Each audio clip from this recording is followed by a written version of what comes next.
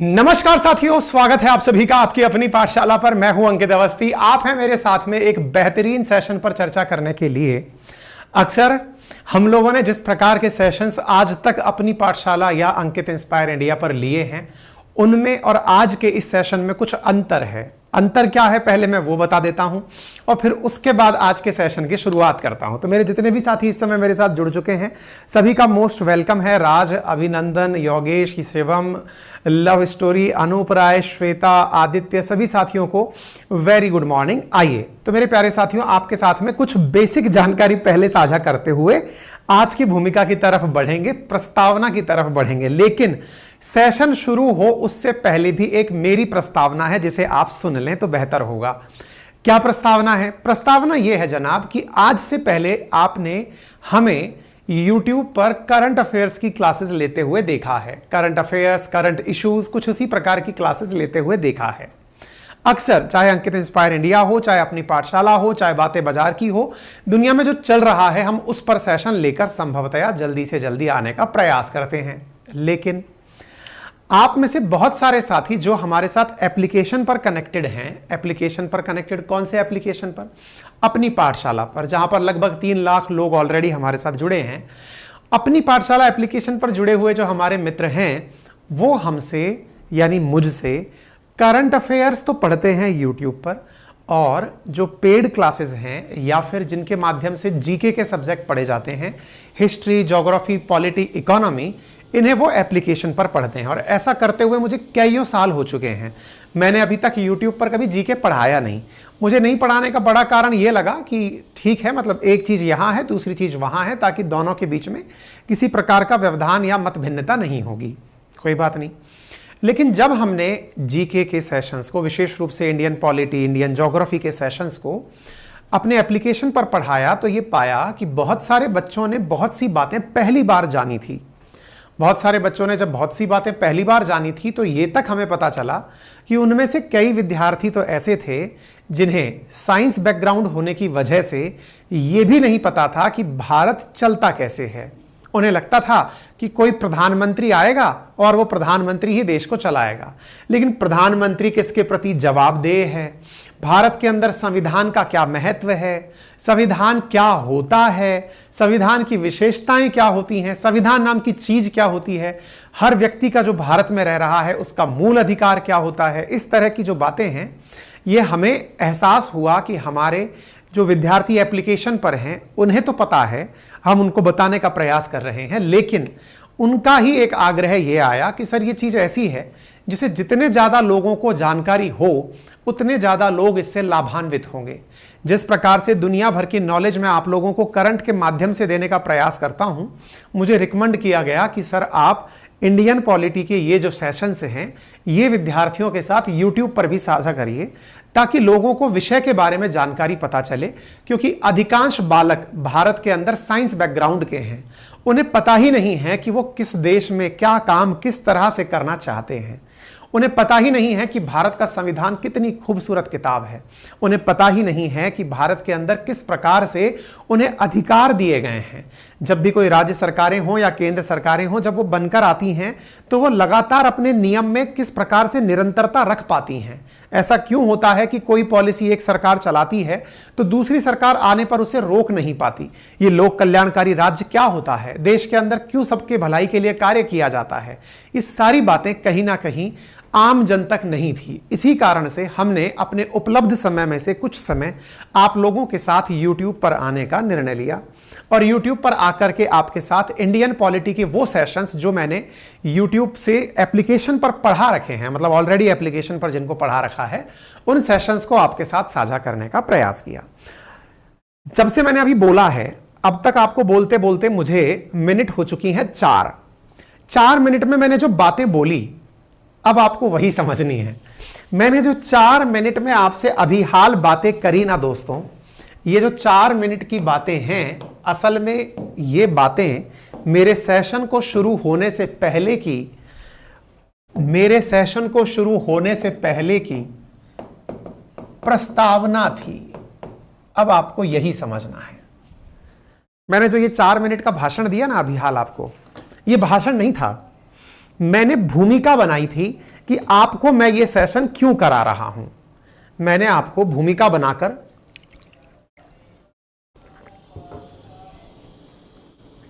ये सुनिश्चित किया था कि मैं ये सेशन आप लोगों के लिए क्यों ले रहा हूं।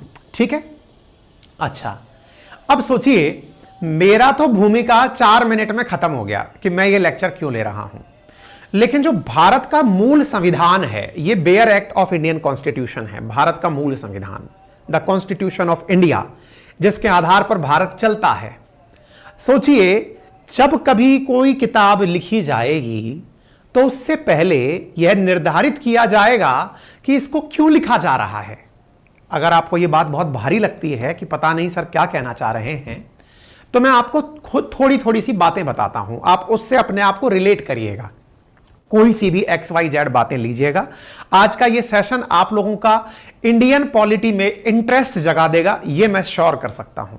क्या है, जरा ध्यान से सुनिएगा मेरे प्यारे साथियों। आप में से कोई भी व्यक्ति कहीं भी जाने का कभी निर्णय ले, जैसे मैं आपको आज का बताऊं कि आज मेरा परिक्रमा देने का मन है कि मैं गिरिराज पर्वत की परिक्रमा दूंगा, तो परिक्रमा दूंगा तो उससे पहले दिमाग में भूमिका बनना शुरू हो चुकी है कि मुझे इस तरह से जाना है, जाते समय रास्ते में ये गाड़ी लेनी है, इन दोस्तों को साथ लेना है, परिक्रमा इतने बजे शुरू करनी है, इतने बजे पूर्ण करनी है, इतने बजे घर आना है, इस तरह से जाना है, रास्ते में ज्यादा नहीं खाना है अदरवाइज नहीं चल पाएंगे, परिक्रमा मुझे इसलिए जाना है क्योंकि मैं हर महीने जाता हूं।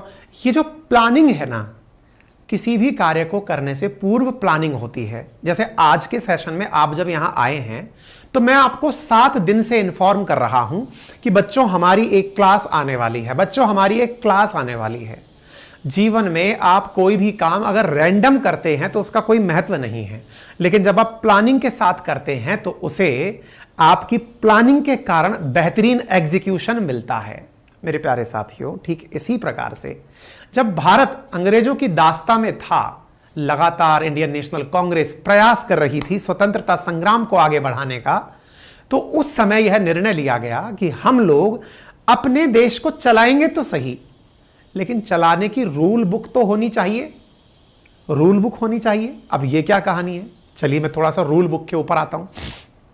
आप में से बहुत सारे बच्चों ने आज से पहले भी अपने घर में कभी ना कभी क्रिकेट खेला होगा। घर का क्रिकेट, मैं वो वाला स्टेडियम वाला क्रिकेट नहीं कह रहा हूं, आपके घर के गैराज में, आपके घर के किसी कमरे में अगर आपने क्रिकेट खेला हो तो आप लोगों को बहुत सारे नियम पता होंगे। कैसे नियम पता होंगे भाई? अगर बॉल पर टच हुई, सिंगल टिप खाकर मैंने पकड़ ली तो भाई साहब आउट माना जाएगा। बोले ठीक है साहब। अगर कोई भी बॉल मैंने मारी और सीधी दीवार पर लग गई, आउट माना जाएगा। बोले ठीक है साहब। मैंने टिक मारा और अगर वो दीवार क्रॉस करके पड़ोसी के घर में चला गया, आउट माना जाएगा। बोले ठीक है साहब। बोले रन काय के मानोगे? बोले रन है अगर बैट बॉल पर टच हो गई तो रन माना जाएगा। मतलब समझकर देखिए कि आपने जो रूल अपने क्रिकेट को खेलने के लिए बनाए थे, अगर आप उससे वास्ता रखते हैं, ध्यान रखते हैं, तो थम्स अप करिएगा कि आपने ऐसे छोटे छोटे गेम जरूर खेले हैं जिनको रिलेटेड आपने कोई ना कोई रूल्स बनाए हैं कि हां भाई ये रूल है, इस तरह से चलना है। घर के अंदर आपने नियम बना रखे हैं, आपकी घर की माताजी ने भी आपके लिए रूल बना रखे हैं। जैसे घर में उनका नियम है कि बच्चों चप्पल बाहर खोल कर आओगे, घर में ऊंची आवाज में बात नहीं करोगे, घर के अंदर बहन से तमीज से बात करोगे, बड़ों से तमीज से बात करोगे, सुबह उठकर बड़ों को प्रणाम करोगे। ये घर के नियम हैं। मेरे प्यारे साथियों, देश आजाद होने वाला था और देश आजाद होने वाला था तो ये भारतवर्ष कैसे आगे बढ़े, इसके लिए एक रूल बुक लिखी जानी थी कि हम लोग किस तरह से आगे चलेंगे, इस देश में हम किस तरह के नियम लेकर चलेंगे, हम किस प्रकार से यहां रहने वाले लोगों को किस प्रकार से यहां के अधिकार देंगे। इसीलिए जब आप कभी खूबसूरत इस किताब को देखेंगे ना, भारत के संविधान को, तो आप पाएंगे कि यहां पर बड़ी सिस्टमैटिक तरीके से चीजें लिखी गई हैं। सबसे पहले तो यह बताया गया है कि भारत है क्या, उसके बाद में दूसरे भाग में बताया गया है कि भारत के नागरिक कौन हैं। जैसे पार्ट 1 में भारत की परिभाषा है कि भारत क्या है, भारत की टेरिटरी क्या है, भारत के राज्य कौन से हैं। दूसरे पार्ट में बताया गया है कि भारत के नागरिक कौन होंगे। तीसरे पार्ट में बताया गया है कि भारत के नागरिकों के अधिकार क्या होंगे।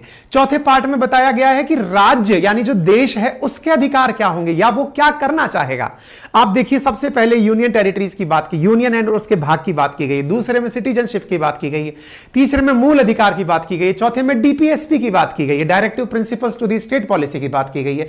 फिर फंडामेंटल ड्यूटी की बात की गई है। फिर यूनियन की बात की गई है। मतलब आप सोचकर देखिए कि जब हमने रूल बुक बनाई ना, तो ये जो रूल बुक आपको मेरे हाथ में दिखाई दे रही है, मैं किसी किताब का प्रचार नहीं कर रहा हूं, बेयर एक्ट्स हैं, कहीं से भी ले आना।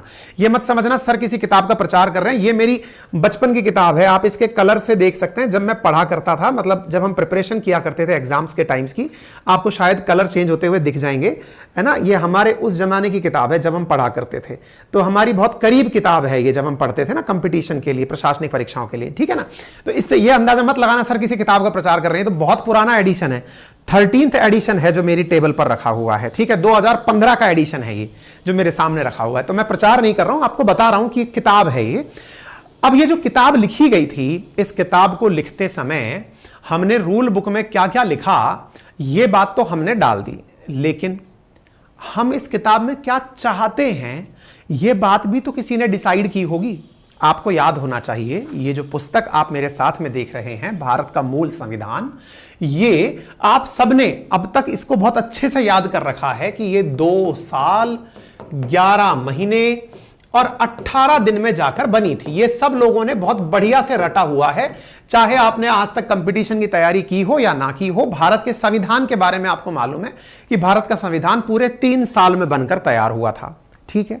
लेकिन मुझे एक बात बताओ, भारत आजाद हो रहा था, भारत के आजाद होते समय भारत के संविधान के निर्माताओं को यह कैसे पता था कि उन्हें इस किताब में क्या डालना है? बहुत इंटरेस्टिंग बात है। और अगर आप यह बात समझ जाएंगे तो आज का मेरा सेशन बहुत आसान हो जाएगा। फिर से सुनिए मैंने क्या लाइन बोली। हमारे संविधान निर्माताओं को इस किताब में क्या डालना है, रूल बुक में क्या डालना है, पहले तो यह डिसाइड करना पड़ेगा ना भाई। जैसे आप जब अपने घर के अंदर जो गली क्रिकेट खेलते हैं, उस क्रिकेट के अंदर आप एम्पायर को जिसको बनाते हैं उसको पहले नियम बताते हैं कि देखो भाई हमें क्या चाहिए। हमें चाहिए कि हमारे घर की दीवारें गंदी ना हो, मम्मी मारेगी। पड़ोसी के घर में ना चली जाए क्योंकि पड़ोसी हमारी बॉल वापस नहीं देगा। हमारे घर के शीशे ना टूट जाएं, हमारे घर का नुकसान हो जाएगा। चौथा, इतना हल्ला ना हो जाए कि घर के अंदर बैठे हुए जो बड़े बुजुर्ग हैं वो हमें खेलने से मना कर दें। ये हम चाहते हैं। तो बोले अगर ये सब चाहते हो तो क्या किया जाए? बोले यार खेल को इंटरेस्टिंग बनाने के लिए नियम कड़े से कड़े कर दिए जाएं। तो पहले जो आपने उद्देश्य रखा कि आप चाहते क्या हैं, उसे कहते हैं उद्देश्य प्रस्ताव। जो आपने उद्देश्य रखा क्रिकेट खेलने से पहले वो क्या कहलाता है? उद्देश्य प्रस्ताव। That is objective resolution. बोले सर ये क्या हुआ? बोले भाई ये केवल और केवल इतना सा समझ लीजिए कि हम अपने देश में या अपने क्रिकेट में क्या चाहते हैं। अगर हम अपने क्रिकेट के अंदर खेल रहे हैं तो हम अपने खेल में क्या एक्सपेक्ट करते हैं, वो चीज ऑब्जेक्टिव रेजोल्यूशन के अंदर, उद्देश्य प्रस्ताव के अंदर लिखी जाती है। तो सर एक बात फिर से मैं सर थोड़ा सा चीजों को रिलेट करने की कोशिश कर रहा हूं। मैंने कहा बताओ क्या रिलेट कर रहे हो? सर ये तो हो गया संविधान। हमने कहा बिल्कुल संविधान हो गया साहब, ये ठीक है सर, ये तो हो गया संविधान। सर संविधान में क्या लिखा जाएगा उसको भी डिसाइड करने से पहले उद्देश्य प्रस्ताव लिखा जाएगा। मैंने कहा बिल्कुल, आपको पता तो होना चाहिए ना कि आपका अल्टीमेट उद्देश्य है क्या, कि आप अपने संविधान में क्या चाहते हैं, आपका अल्टीमेटली ऑब्जेक्टिव क्या है। बोले सर फिर से आपने क्रिकेट के बारे में कहा कि क्रिकेट में नियम बनाने हैं, समझ में आ गया, लेकिन नियम से पहले आपने बोला था कि हम अल्टीमेटली क्या चाहते हैं। मैंने कहा जैसे थोड़ा ध्यान से दोबारा रिवाइज करते हैं। हमने क्रिकेट में नियम बनाए थे कि भाई 1 टिप 1 हैंड आउट है, पड़ोसी के घर में चला गया तो आउट है। देखिए मैं इस बात को इसलिए लिखना चाहूंगा ताकि आप ना इस चीज से एक बार विषय को समझना प्रारंभ कर देंगे तो मेरे लिए आज का सेशन जो समझाना चाहता हूं ना, वो बहुत आसान हो जाएगा। आप विषय के अंदर एंट्री कर चुके हैं, बस एंट्री करते समय आपको कुछ बातें बता रहा हूं। जैसे हम खेलना क्या चाहते हैं, हम खेलना चाहते हैं क्रिकेट। लीजिए साहब, हम क्रिकेट खेलना चाहते हैं। ओके सर, क्रिकेट जो खेलना चाहते हैं उसके हमने रूल बनाए हुए हैं। रूल क्या है? नंबर 1 रूल है, पड़ोसी के घर में बॉल ना जाए, पड़ोसी के पास बॉल नहीं जानी चाहिए। नंबर 2, घर के मतलब रूल बता रहा हूं, पहले तो मैं आपको रूल सुन लेते हैं। रूल है, पड़ोसी के घर गई तो आउट हो गया, out. 1 tip 1 hand out. Only 6 ball allowed, केवल 6 ही बॉल खेलनी है, उसके अलावा नहीं खेलनी है। टच कर दिया तो रन। अगर लुढ़कते हुए, आप कहेंगे सर ये क्या पढ़ा रहे हो आप, मैंने कहा बस आप देख लो मैं क्या पढ़ा रहा हूं। लुढ़कते हुए दीवार पर टच हो गई तो 4 रन।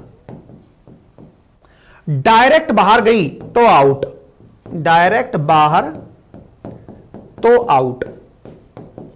देखो अभी के लिए आपको ये बहुत मजाकिया चीज लगेगी, आपको लगेगा मास्टर पागल हो गया है, ये क्या तो लिख दिया, ये कौन सी इंडियन पॉलिटी आ गई, आज तक नहीं पढ़ी हमने, इतनी बकवास चीज, ये क्या कर रहा है। यकीन मानना 5 मिनट अगर आप इस बहस में मेरे साथ उतर गए तो आपको आज के बाद इंडियन कॉन्स्टिट्यूशन पढ़ने की जो पहली प्रेरणा है वो मिल जाएगी। मैं आपको फर्स्ट जो आपका प्रेरणा है ना वो देने जा रहा हूं। आइए आगे बढ़ते हैं। तो बोले सर 1 मिनट, आपने ये कहा कि यहां पर ये नियम बना दिए। मैंने कहा बना दिए। सर ये तो रूल हो गए। मैंने कहा ठीक है। सर ये रूल क्यों बनाए गए? मैंने कहा अब उद्देश्य जान लो, हमने ये रूल क्यों बनाए। उद्देश्य क्या है? नंबर 1 उद्देश्य, पड़ोसी के घर नहीं जानी चाहिए, नहीं जानी चाहिए, क्योंकि बॉल वापस नहीं आएगी। अब ध्यान से सुनना, पड़ोसी के घर नहीं जानी चाहिए क्योंकि बॉल वापस नहीं आएगी। इसलिए हमने क्या कर दिया, पड़ोसी के घर गया तो आउट हो गया। हमने उद्देश्य क्या रखा था, वहां चली गई ना तो वापस नहीं आएगी, इसलिए रूल क्या बना दिया, पड़ोसी के घर गई तो आउट ही कह देंगे, भाई तेरे पास गई तो आउट है। इससे क्या हुआ, आपके अंदर डर बैठ गया। डर क्या बैठ गया कि भाई धीरे मारना है, तेज नहीं मारना है। ठीक है साहब। अच्छा सर ये 1 टिप 1 हैंड आउट क्यों रखा? सर ये इसलिए रखा क्योंकि हमारा उद्देश्य था, उद्देश्य क्या था कि अगर तेज मारा तो दीवार पर लगेगी। उद्देश्य क्या है, दीवार गंदी ना हो, दीवार गंदी ना हो, नंबर 1। और नंबर 2, घर के शीशे ना टूटे, घर के शीशे ना टूटे। ये हमारे उद्देश्य हैं। उद्देश्य की पालना कैसे हो, इसके लिए हमने क्या रूल बना दिया, 1 टिप 1 हैंड आउट हो गया।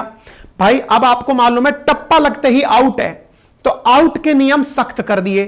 डायरेक्ट तो आउट है ही है, आपने उसको मजबूर कर दिया कि बेटा बॉल आएगी तो तुझे डक करनी है, तुझे नीचे नीचे लुढ़का के ले जानी है। तो जो नीचे नीचे लुढ़का के ले जानी है उसके पीछे का असली उद्देश्य क्या है, क्योंकि आप चाहते हैं घर के शीशे ना टूटें। लुढ़कते हुए दीवार पर 4 रन की परमिशन क्यों दी, ताकि बॉल को लुढ़काने में विश्वास रखे, डायरेक्ट टच पर आउट माना जाएगा, ताकि कोई भी व्यक्ति डायरेक्ट ना माने। ये आपके उद्देश्य थे। अच्छा बॉल 6 ही रखी क्योंकि सभी लोग, अच्छा चौथा उद्देश्य क्या था, घर का हर बच्चा खेल सके, घर का हर बच्चा खेल सके। ये क्या था, ये था घर का हर बच्चा खेल सके, हमारा उद्देश्य। जो घर में बच्चे इकट्ठे हुए हैं, इसलिए हमने क्या कर दिया, ओनली 6 बॉल अलाउ, ताकि चाहे वो ऑटोमेटिकली आउट हो या नहीं हो, 6 बॉल बाद उसको बैट छोड़ना है। आप एक बार मुझे थम्स अप करके बताइए, क्या आप इस बात से थोड़ा बहुत रिलेट कर पा रहे हैं अपने आप को?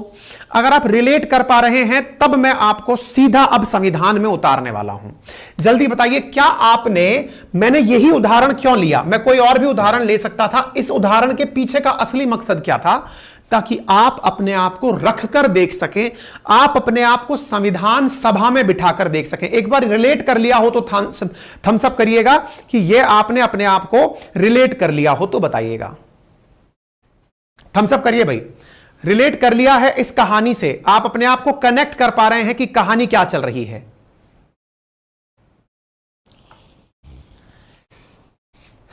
समझ में आ गया? सभी को अच्छे से समझ में आ गया? कनेक्ट कर लिया आप सबने? अगर आप अपने आप को कनेक्ट कर चुके हैं, अब हम सीधा संविधान में उतरते हैं। मेरे प्यारे साथियों, यही जो मैंने रूल लिखा है ना, यही भारत का संविधान है। ये भारत का संविधान है। ये रहा, ये रहा। और इस संविधान को बनाने के पीछे हमारी क्या मंशा थी? ये उद्देश्य प्रस्ताव है। मेरे प्यारे साथियों, मेरे प्यारे भारतवासियों, 13 दिसंबर 1946 को, तारीख याद कर लीजिएगा, 13 दिसंबर 1946 को पंडित जवाहरलाल नेहरू जी के द्वारा संविधान सभा को संबोधित करते हुए एक उद्देश्य प्रस्ताव लाया गया था। एक उद्देश्य प्रस्ताव लाया गया था, ऑब्जेक्टिव रेजोल्यूशन लाया गया था कि हम कैसा संविधान बनाएं जिससे कि ये सारी चीजें पूरी हो जाएं। हम ये संविधान तो चाहते हैं, लेकिन चाहने के पीछे असली मकसद हमारा क्या है, यह बताने के लिए हमने ये सारे की सारे उद्देश्य बताए थे। मेरे प्यारे साथियों, मेरे प्यारे भाई बहनों, ये जो आपको नेहरू जी ने उद्देश्य प्रस्ताव बताया था, यही आगे चल के प्रस्तावना कहलाया था, प्रियम्बल कहलाया था। अगर ये बात समझ में आ रही हो तो कमेंट बॉक्स में थम्स अप की बाहर आ जानी चाहिए, ताकि मैं सेशन शुरू करूं उससे पहले आपको पता चल जाए कि ये जो कहानी इस किताब में लिखी गई है, इस किताब को लिखने से पहले जो लेटर लिखे गए थे वो यहां पर उद्देश्य प्रस्ताव के नाम से हैं, और वही उद्देश्य प्रस्ताव आगे चल करके प्रस्तावना कहलाया था। वही आगे चल के प्रस्तावना अर्थात प्रियम्बल कहलाया था। बोलिए, अब आपको लगेगा कि सर क्या प्रस्तावना केवल संविधान के केस में ही लिखी जाती है? सर क्या यह प्रस्तावना संविधान के केस में लिखी जाती है? मैंने कहा मैं आपको बहुत सारे उदाहरण देता हूं। देखिए, ये मैंने पुस्तक बताई, ये पुस्तक का पहला पेज ये खोलिए जहां से पुस्तक शुरू हो रही है। ये देखिए, अगर विजिबल हो तो यहां पर आपको दिखाई दे जाएगा कॉन्स्टिट्यूशन ऑफ इंडिया, और उस पर यहां ऊपर ही ऊपर लिखा है प्रियम्बल। मेरे प्यारे साथियों, कोई सी भी किताब उठाइए, मैं आपके लिए बहुत सारी किताबें लेकर बैठा हूं आज। ये मेरे पास में इंडियन इकोनॉमी की किताब है, रमेश सिंह के नाम से। ये देखिए, इनकी किताब के आगे प्रीफेस लिखा हुआ है। ये रहा प्रीफेस। प्रीफेस इस पूरी किताब का प्रियम्बल है कि ये पूरी किताब क्यों लिखवाना चाहते हैं हम। ये प्रीफेस है, इस किताब में ऐसा क्या है उसका प्रीफेस है। ऐसे ही ये हमारे जमाने की लक्ष्मीकांत है, जब हम पढ़ा करते थे उस जमाने की 4th एडिशन आया करता था। अब तो पता नहीं कौन से एडिशन आने लग गए हैं। ठीक है, उस समय की लक्ष्मीकांत है, उस समय की लक्ष्मीकांत, उसका प्रीफेस ये रहा, preface to the first addition.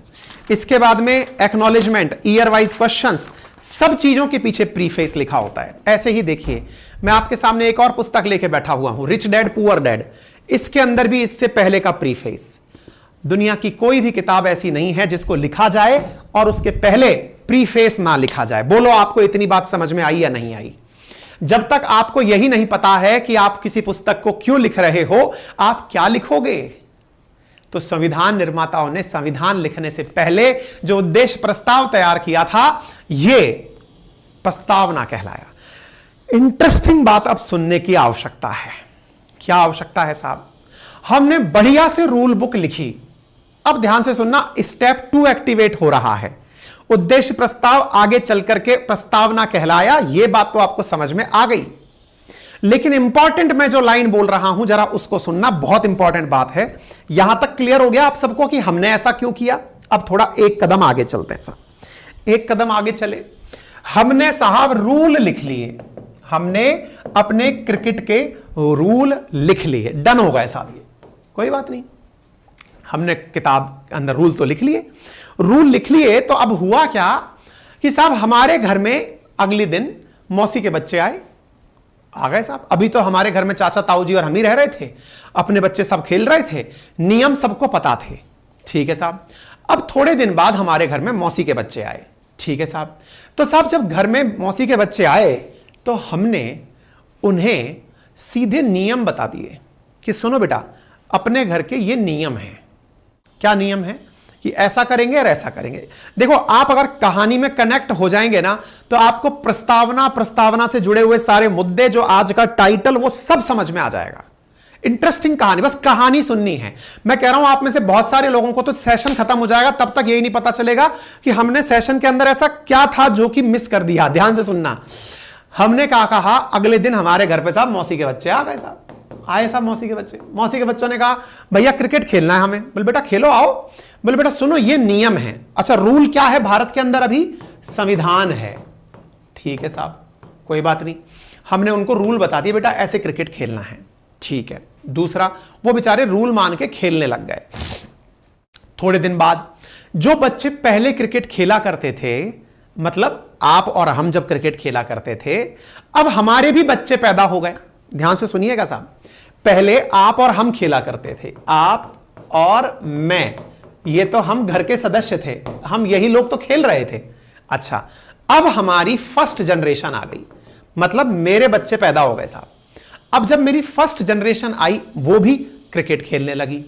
Cricket खेलने लगी तो क्रिकेट खेलते खेलते रूल्स हमने उनको भी बताए कि बेटा सुनो, तुम्हें ये रूल फॉलो करने होंगे खेलते समय। हमारे बच्चे खेल रहे थे, अब हमारे बच्चों के भी बच्चे आए, सेकंड जनरेशन आ गई। रूल हमने उनको भी ट्रांसफर कर दी, बेटा तुमको भी ऐसे नियम से गेम खेलना होगा।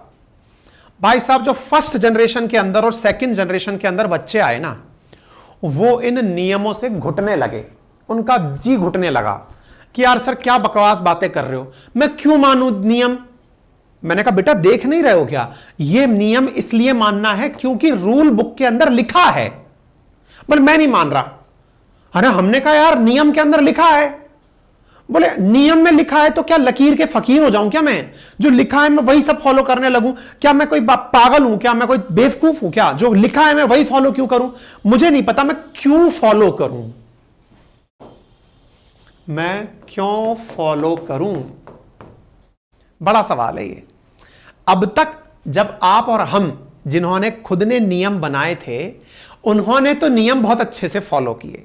हमारी जनरेशन्स को जब हमने बताना शुरू किया कि बेटा ये फॉलो करो, उन्होंने कुछ दिन तक तो फॉलो किया, उसके बाद सवाल उठाना शुरू किया क्यों फॉलो करूं भाई मैं? मैंने कहा अच्छा क्यों फॉलो करना है ये जानना है आपको? मैंने कहा देखो रूल में लिखा है। बोले यार देखो पापा ये फर्जी बातें मत करो मुझसे, कारण बताओ कारण। मैंने कहा बेटा ये हमारा उद्देश्य था। हमारा उद्देश्य था मतलब? हमने कहा बेटा हम रूल से नहीं चलते, हम रूल क्यों लिखे गए हैं ये उद्देश्य आपको बताना चाहते हैं। बेटा असल मायने में ये हमारा उद्देश्य था कि हमारे बॉल पड़ोसी के घर ना चली जाए, दीवारें गंदी ना हो जाएं, घर के शीशे ना टूट जाएं। बेटा इसलिए ये नियम बनाए गए हैं। दोबारा सुनिएगा, जब संविधान लागू हुआ तो संविधान लागू होते ही चूंकि संविधान सभा के सभी सदस्य जिंदा थे। बड़ा इंटरेस्टिंग है, कहानी में जुड़िएगा। क्या कह रहा हूं मैं, ध्यान से सुनिएगा। आप और हम के नाम पर संविधान सभा के लोग थे। कौन थे? संविधान सभा के लोग जिंदा थे।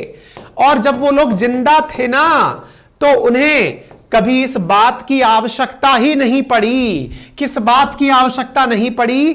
कि किसी को यह बताना पड़े कि हमारा उद्देश्य क्या है, क्योंकि अल्टीमेटली उन्होंने उद्देश्य से प्रेरित होकर के ही रूल बुक बनाई थी। ये लोग जिंदा थे तो इन्होंने रूल बुक जब बनाई थी, इस वजह से जब इनसे पूछा गया कि क्या हम रूल बुक के अंदर हमारा ऑब्जेक्टिव भी डालें, क्या हम इस प्रस्तावना को भी इस रूल बुक में यानी कॉन्स्टिट्यूशन में डालें क्या? तो उन्होंने कहा नहीं, प्रस्तावना को संविधान का हिस्सा मत बनाओ। प्रस्तावना में जो मकसद था वो हमने रूल में लिख दिया। मेरे प्यारे साथियों, जो मूल संविधान बनकर आया उस संविधान का हिस्सा प्रस्तावना को नहीं माना गया। यानी ओरिजिनली, ध्यान से सुनिएगा, originally preamble was not a part of Indian Constitution। ये बात ध्यान से समझिएगा। यानी मूल रूप से जब भारत का संविधान लिखा गया था, तो जब संविधान लिख दिया गया तो संविधान लिखने वालों ने उद्देश्य प्रस्ताव को या प्रियम्बल को जरूरी हिस्सा नहीं माना। अरे इंटरेस्टिंग है, समझते जाओ तो थम्स अप करते जाना, समझते जाओ तो लाइक करते जाना, शेयर करते जाना, चैनल पर नए आए हो तो रिव्यू डालते जाना। ध्यान से समझना, जब संविधान सभा जिंदा थी, उन्होंने कहा हमें पता तो है हमने क्यों लिखा है, और यही हुआ। जो भारत का पहला सबसे चर्चित केस है जिसका नाम है बेरूबारी केस, उस बेरूबारी केस में 1960 में यह बात खुद सुप्रीम कोर्ट ने कही। क्या कही? कि प्रस्तावना संविधान का हिस्सा नहीं है। अरे इंटरेस्टिंग है, क्या इंटरेस्टिंग है, ध्यान से सुन लीजिएगा। यह कहा गया बेरूबारी केस के अंदर, बेरूबारी केस में क्या कहा गया? कहा गया कि प्रस्तावना संविधान का हिस्सा नहीं है, हिस्सा नहीं है। और यह क्यों कहा गया? क्योंकि तब की सुप्रीम कोर्ट को भी यही लगता था।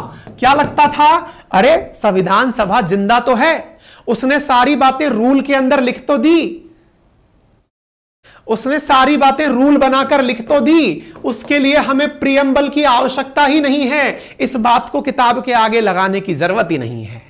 उन्होंने हमें यह बात बोल करके साइड कर दिया कि चिंता मत करिए, इस किताब के अंदर जो भी चीजें लिखी गई हैं यह संविधान का अंग नहीं है। संविधान की भाषा अगर संदिग्ध और अस्पष्ट हो तो यह समझाने में मददगार तो हो सकती है, प्रस्तावना संविधान का लेकिन हिस्सा नहीं होगी।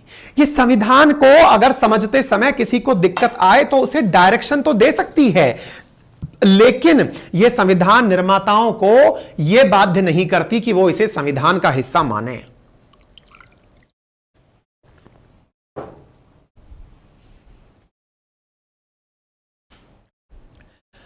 क्लियर? पहला केस जुड़ गया यहां पर। हमने आज का टाइटल क्या डाला था? हमने आज का टाइटल डाला था, क्या भारतीय संविधान में क्या प्रस्तावना संविधान का अंग है? कहानी है ये।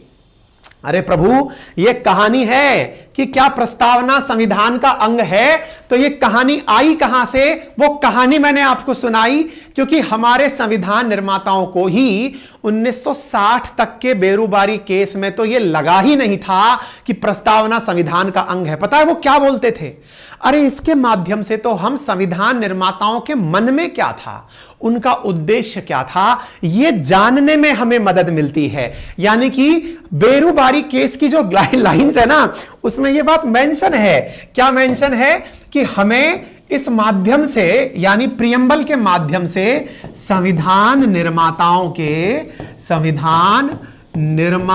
के विचारों को जानने में मदद मिलती है, जानने में मदद मिलती है। भाई साहब गजब पॉइंट था ये। हमें किस चीज में मदद मिलती है? संविधान निर्माताओं के विचार क्या हैं यह जानने में मदद मिलती है। यह था बेरूबारी केस। प्रस्तावना को हिस्सा नहीं माना। बोले ना ना ना ना, ना प्रस्तावना हिस्सा नहीं है साहब। कोई बात नहीं साहब, आपकी फर्स्ट जनरेशन आ चुकी है। देखिए, आप और हम जब थे तब संविधान सभा जिंदा थी।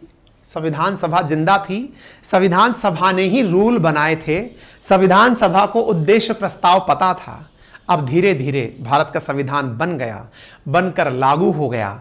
जब लागू हो गया तो धीरे धीरे संविधान सभा के जो लोग थे, अब भाई जिनको उम्र पूरी होती जा रही है वो स्वर्ग भी सिधारेंगे, तो उनमें से कईयों का देहावसान हो गया। देहावसान हो गया, नई जनरेशन धीरे धीरे संविधान सभा में आने लगी। आज देश के जो प्रधानमंत्री हैं वो आजादी के बाद पैदा हुए प्रधानमंत्री हैं। आप सोच कर देखिए। तो जब नई जनरेशन आने लगी तो नई जनरेशन को तो यह पता ही नहीं था कि हमने ये गाइड बुक लिखी क्यों थी, क्या चीज मिसिंग थी। उद्देश्य क्या था। हमने रूल तो लिख लिए, लेकिन जो फर्स्ट जनरेशन अब संविधान सभा के अंदर बैठने लगी, अब तो संसद हो गई, वो संसद में जो बैठने लगी फर्स्ट जनरेशन, उसे रूल बुक तो पता है, अपनी आवश्यकता के अनुसार वो रूल भी बदल रही है, उसको अपने हिसाब से नियम बदलने आते हैं और वो उनको बदल भी रही है। लेकिन मुसीबत यह है कि नियम बदलने हैं अगर, तो उसके पीछे कहीं उद्देश्य मिस ना हो जाएं। जैसे मान लीजिए हमारी फर्स्ट जनरेशन आई, फर्स्ट जनरेशन के जो बच्चे आए, मान लीजिए मेरे बच्चे घर में थे, उन्होंने खेलना कूदना शुरू किया। उन्होंने आते ही मुझसे ये कहा कि बोले पापा, बोले हाँ हमें खेलना है। हमने कहा बेटा तुम्हें खेलना है खेलो, लेकिन खेलते समय ये ध्यान रखना कि पड़ोसी के घर में बॉल ना चली जाए। बच्चों ने तपाक से जवाब दिया, यार आप कौन से जमाने के आदमी हो। मैंने कहा क्यों। बोले पापा पड़ोस वाला घर नहीं है, वो अब अपना घर है, अपन ने खरीद लिया। और ये मैंने कहा यार ये तो मैं भूल ही गया था, अपने पास तो एक नया घर आ गया है, मैं तो ये भूल ही गया था, अपने पास में भी घर है, मैं तो ये भूल ही गया था। बोले आप भूल क्या गए, खुद ही ने तो खरीदा था, नियम वही पुराने चला रहे हो, अपना घर है वहां तक, अब उसमें जाएगी तो कोई बॉल क्यों नहीं देगा। मैंने कहा हाँ यार, इसका मतलब फिर से पकड़ना, बहुत इंपॉर्टेंट बात है, फिर से पकड़ना।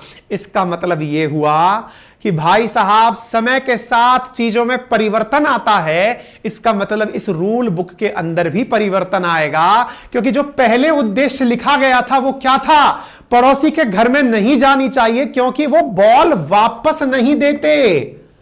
अरे अब तो पड़ोसी का घर ही नहीं है, आपने ले लिया वो घर, और जब घर आपने ले लिया तो अपने घर से बॉल नहीं ला पाओगे क्या। इसका मतलब समय के साथ में नियम बदले जाएंगे, और नियम बदले जाएंगे, इसी को तो संविधान संशोधन कहते हैं। संविधान संशोधन मैंडेटरी चीज है, रूल बुक के अंदर परिवर्तन तो आके रहेगा। अब कोई बात नहीं, देखो आपने कितना अच्छे से रिलेट कर लिया। आपने कहा पड़ोसी के घर से बॉल वापस नहीं आती, अब तो पड़ोसी का घर अपना हो गया, चलो रूल बदल लेते हैं। प्लीज इसको ध्यान से सुनना कि पड़ोसी के घर से हमारे पास बॉल वापस आ सकती थी जब हमने खरीद लिया।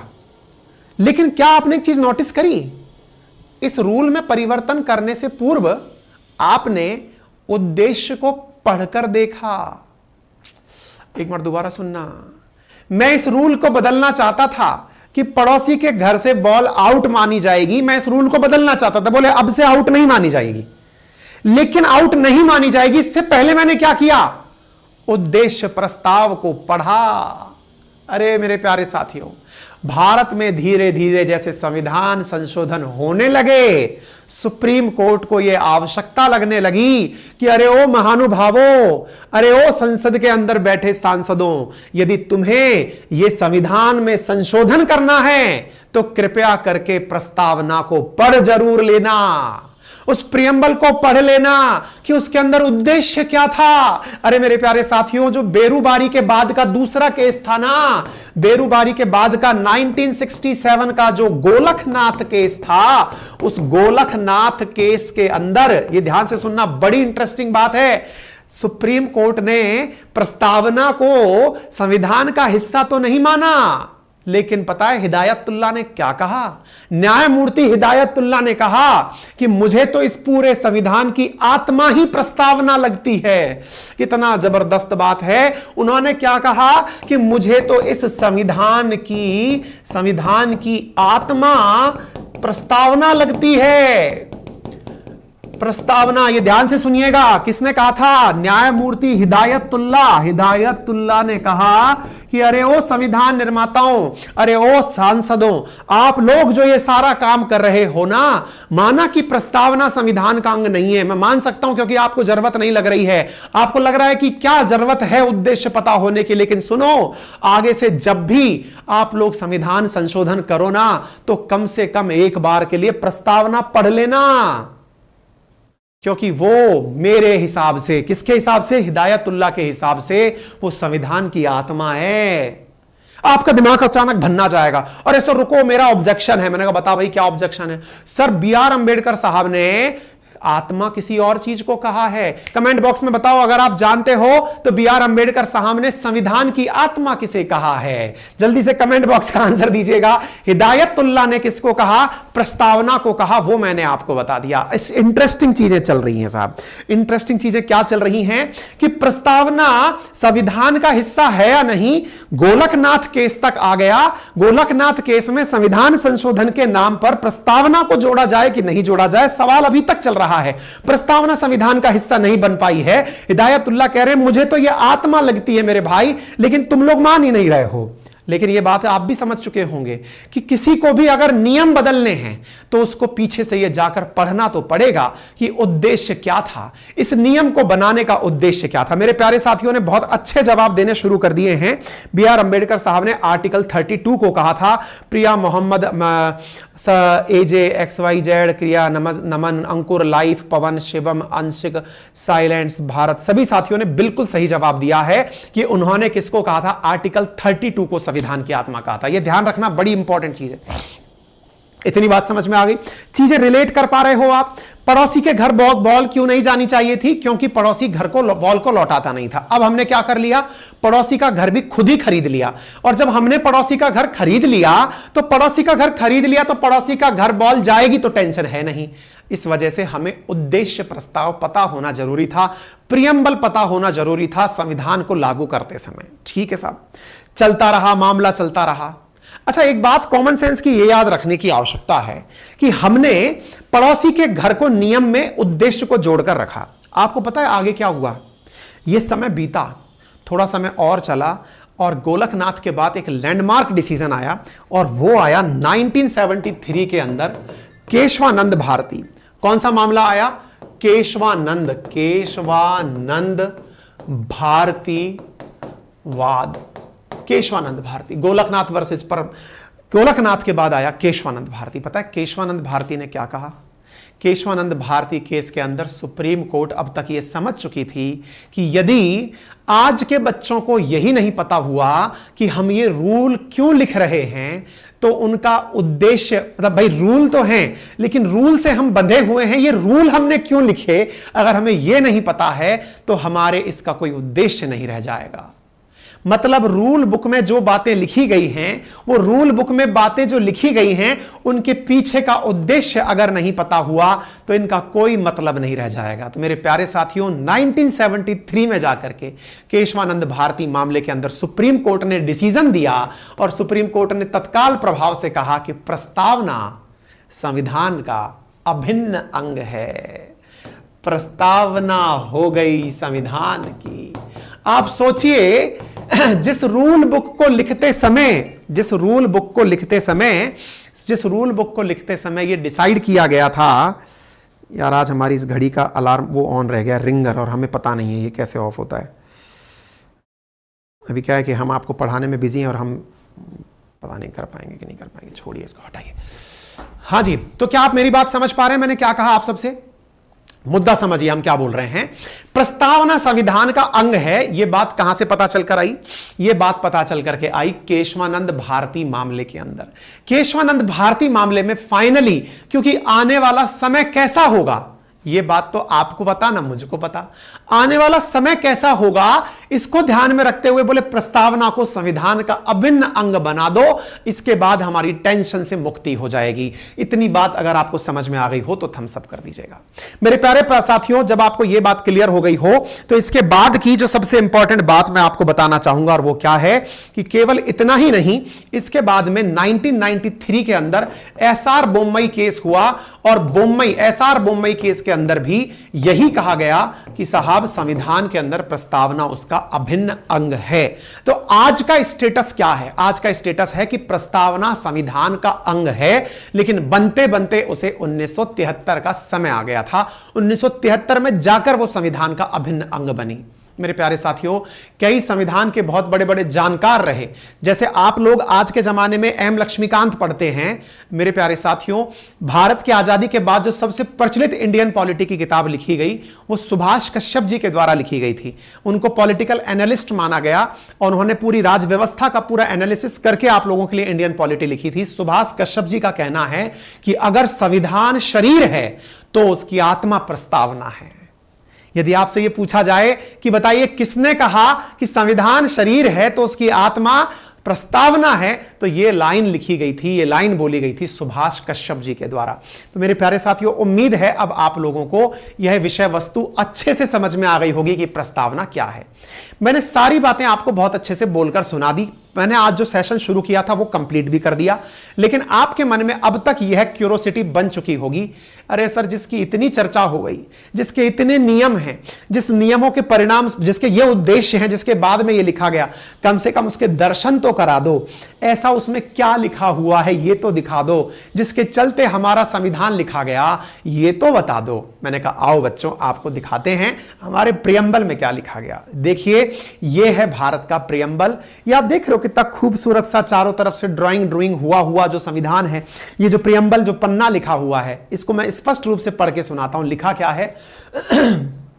The people of India have solemnly resolved constitute. अब इसको थोड़ा सा स्पष्ट पढ़ के सुना देते हैं। We the people of India having solemnly resolved to constitute India into a sovereign, socialist, secular, democratic republic, and to secure to all its citizens justice, social, economic, and political, liberty of thought, expression, belief, faith, and worship, equality of status and opportunity to the promote among all, fraternity, assuring the dignity of the individuals and the integrity of the nations. In our Constituent Assembly, the 26th day of November 1949, hereby adopt, enact, and give to ourselves this Constitution. ये बात लिखी गई हमारी प्रस्तावना के अंदर। प्रस्तावना के जो उद्देश्य है ना, उनके ऊपर अपने आप में कई दिनों तक सेशन किया जा सकता है। जैसे सॉवरेन क्या होता है, सोशलिस्ट क्या होता है, सेक्युलर क्या होता है, डेमोक्रेटिक क्या होता है, रिपब्लिक क्या होता है, भारत में जस्टिस का मतलब क्या है, और जस्टिस सोशल, इकोनॉमिक और पॉलिटिकल किस प्रकार से लाया जाता है, जो कि हमने यूएसएसआर से लिया है। यहां पर जो शब्द हम लिख रहे हैं, equality, liberty of thought, expression, belief, faith और वर्शिप, इसका मतलब क्या होता है। इक्वलिटी की अगर बात की जा रही है, स्टेटस और अपॉर्चुनिटी होती क्या है, ये सब बातें जो आप सीखना चाहते हैं, समझना चाहते हैं, ये अल्टीमेटली इन सब शब्दों के कुछ मायने हैं। इन्हीं को स्पष्ट करते करते भारत का संविधान लिखा गया था। तो ये जो बातें आपने इतने से पेज पर लिखी देखी, आपने यहां पर एक लाइन लिखी हुई देखी 26 नवंबर 1949, जिसको संविधान दिवस के रूप में माना जाता है। आपको पता होना चाहिए कि भारत जिस दिन अपने यहां पर इस संविधान को लागू किया, केवल 10 आर्टिकल ही उस दिन लागू हुए थे भारत के मूल संविधान के। अगर किसी व्यक्ति को पता है तो कमेंट बॉक्स में बता दे कि 26 नवंबर 1949 के दिन कौन से आर्टिकल थे जो लागू हुए थे। लागू से मतलब यह नहीं है पूरा संविधान लागू नहीं हुआ था, वो हमारे 26 जनवरी 1950 को लागू हुआ, तभी उसे गणतंत्र दिवस कहा जाता है। यहां पर केवल 10 आर्टिकल लागू हुए थे। कमेंट बॉक्स में बता दें। ये मूल संविधान है, ये मूल प्रियम्बल है, और ये इसके बाद परिवर्तित प्रियम्बल है। जो मूल प्रियम्बल है उसके अंदर 42nd कॉन्स्टिट्यूशनल अमेंडमेंट 1976 के अंदर इसमें परिवर्तन करके 3 शब्द जोड़े गए थे, जिनमें से सेक्युलर भी एक शब्द था जिसको आप यहां पर देख सकते हैं, सोशलिस्ट एक शब्द था जिसे आप देख सकते हैं, और यहां पर इंटीग्रिटी जो शब्द है वो भी इसके अंदर जोड़ा गया था। ठीक है ना। तो इस प्रकार से 3 शब्द थे जो 42nd कॉन्स्टिट्यूशनल अमेंडमेंट के द्वारा जोड़े गए थे। उम्मीद है आपको यह समझ में आ जाए। मेरे प्यारे साथियों, ये जो आप यहां पर लिखा हुआ देख रहे हैं, यहां पर एक डिजाइन बनी हुई देख रहे हैं। ये जो डिजाइन आप चारों तरफ देख रहे हैं, इस डिजाइन को बनाने वाले व्यक्ति का नाम था राम मनोहर सिन्हा। ये जो डिजाइन आप देख रहे हैं इसके चारों तरफ, ये राम मनोहर सिन्हा के द्वारा बनाई गई थी। राम मनोहर सिन्हा, जिन्होंने इस पर्टिकुलर के सामने चारों तरफ सजावट की है। हां जी, 10 आर्टिकल थे। कोई बताएगा कौन से थे? Article number 5, 6, 7, 8, 9, 10। Article number 60, article number 63, 67, article number 394 Bharat के उन संविधानों में से था, और आर्टिकल नंबर 379 ये वो आर्टिकल थे जो कि संविधान जिस दिन लागू हुआ उसी दिन लागू कर दिए गए थे। यानी प्रियम्बल के लागू होते ही जो चीजें लागू हुई थी वो बातें मैंने आप लोगों को यहां बता दी है। हाँ जी, आज का सेशन कैसा लगा एक बार के लिए कमेंट बॉक्स में जल्दी से बता दीजिए। क्या आपको यह सेशन समझ में आया, और थोड़ा भी इंटरेस्ट अगर आप लोगों को समझ में आई हो, एक बालक बोल रहा है कि सर इसकी नेक्स्ट क्लास लाइए। बेटा देखिए होता क्या है ना, 5 डेज हमारा चलता है एकदम पावर पैक्स, मतलब टाइम टेबल चलता है पूरी तरह से पावर पैक, है ना। आज सैटरडे था, सैटरडे और संडे को अक्सर मैं क्लासेस नहीं लेता हूं, पर फिर मैंने सोचा इन 2 दिन में आप लोगों को, तो कल भी कोई ना कोई बढ़िया सा टाइटल लेकर आते हैं आप लोगों के लिए इंडियन पॉलिटी का, पर वो मॉर्निंग में नहीं होगा, इवनिंग में होगा, ठीक है ना। लेकिन कल भी इंडियन पॉलिटी का कोई बेहतरीन टाइटल लाते हैं। आपको इंटरेस्ट आना शुरू हुआ आज के इस सेशन के बाद, आपको इंडियन पॉलिटी में थोड़ा बहुत इंटरेस्ट आना शुरू हुआ। बहुत सारे बच्चों की डिमांड थी हमारे साथ में, क्योंकि मैं जो राजस्थान प्रशासनिक परीक्षा के बच्चे हैं उनको इंडियन पॉलिटी पढ़ा रहा हूं। बहुत सारे बच्चों की डिमांड आई कि सर अगर संभव हो तो हमारे लिए भी इंडियन पॉलिटी ओपन कर दीजिए।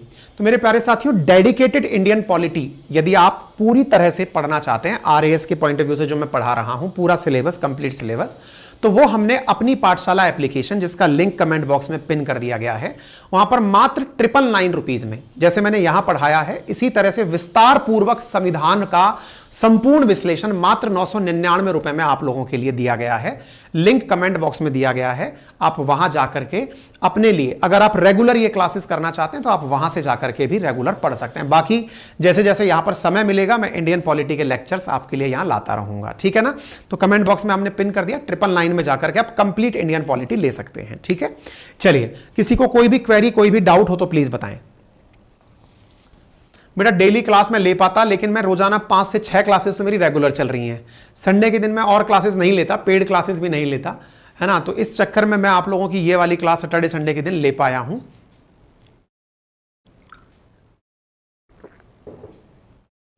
कोशिश करूंगा कि आप लोगों की क्लासेस सैटरडे संडे तो एटलीस्ट ले ही पाऊं, और अगर हिम्मत बचती है तो मैं वर्किंग डेज पर भी आपकी क्लासेस ले पाऊंगा, ठीक है।